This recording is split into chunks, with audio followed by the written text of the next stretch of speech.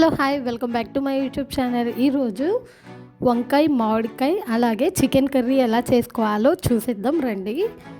ముందుగా చికెన్ని బాగా శుభ్రంగా కడుక్కొని దానికి కొంచెం అల్లం వెల్లుల్లి పేస్ట్, ఉప్పు, చిటికెడు పసుపు వేసి కలిపి మ్యారినేట్ చేసి మినిమం హాఫ్ అన్ అవర్ పక్కన పెట్టేశానండి.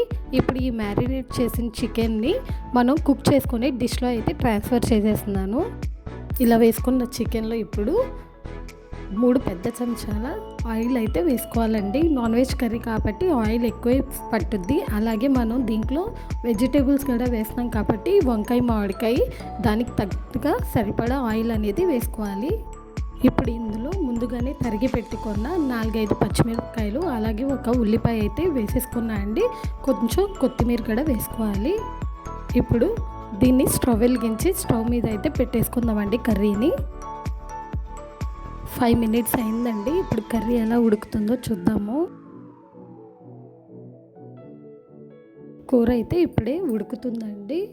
ఉల్లిపాయలు కూడా చక్కగా చికెన్లో కలిసిపోయేటట్టు మొత్తం ఒకసారి అయితే కలుపుకుందాము. చికెన్ని మనం ఇప్పుడే పొయ్యి మీద పెట్టాం కాబట్టి కొంతసేపు అయితే ఉడకాలండి. అది చికెన్లో ఉన్న వాటర్ అంతా మనకి మొత్తం బయటకు వచ్చేదాకా ఉడికించుకోవాలి.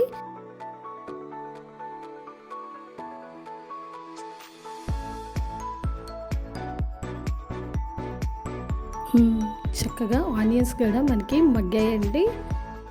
ఇంకొంతసేపు ఆనియన్స్ అలాగే చికెన్ అయితే వేయించుకుందాము. మనకి చికెన్లో వాటర్ అయితే ఇంకా ఊరలేదు.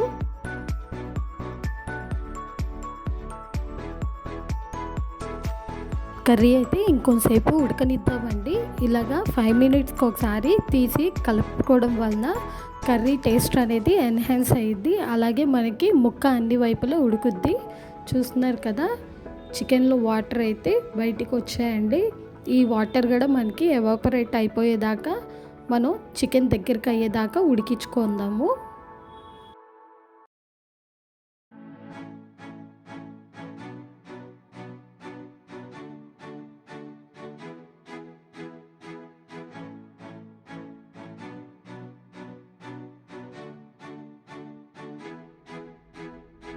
చూస్తున్నారు కదా, చికెన్లో వాటర్ అంతా ఎవాపరేట్ అయిపోయి మనకి ఆయిల్ అనేది బయటకు వచ్చిందండి.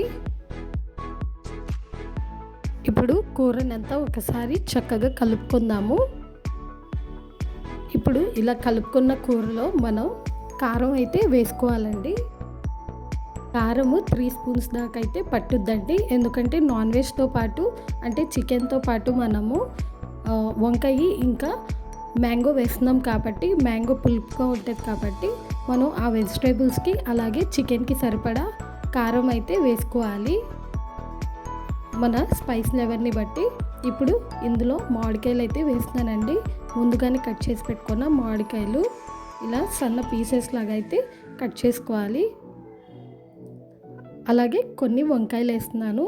అంటే ఒక పార్ట్ మ్యాంగో వేస్తే ఇంకో పార్ట్ వంకాయలు మళ్ళీ మ్యాంగో అయితే వేస్తానండి. ఇలా వేయడం వల్ల చక్కగా ఈవెన్గా కుక్ అవుతాయి. మనకి 1/2 కేజీ చికెన్కి ఒక పచ్చి మామిడికాయ అలాగే 1/4 కేజీ వంకాయలు అయితే పట్టుద్దండి.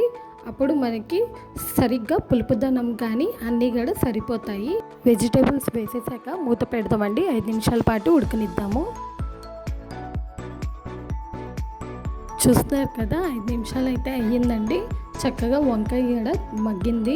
ఇంకొంచెం మగ్గనిద్దాము. ఫస్ట్ 5 మినిట్స్ అనేది కూరగాయలు వేసి ఇలాగా హీట్ అయితే అవ్వనివ్వాలండి. ఎందుకంటే బ్రింజాల్ కానీ అలాగే మ్యాంగో కానీ చక్కగా సాఫ్ట్ అయ్యిద్ది. చూస్తున్నారు కదా, మనకి మామిడికాయ అలాగే లోపల నుంచి వంకాయ అయితే ఉడికింది. ఇప్పుడు కర్రీని అన్ని వైపులా ఒకసారి కలుపుకుంది. దీంట్లో వాటర్ అయితే వేసుకుందామండి. మనకి ముక్కలన్నీ మునిగేదాకా వాటర్ వేసుకోవాలి. వాటర్ వేసుకున్న తర్వాత ఒకసారి చక్కగా కలుపుకొని మూత పెట్టేసుకొని ఒక 10 మినిట్స్ అయితే ఉడికించుకోవాలండి.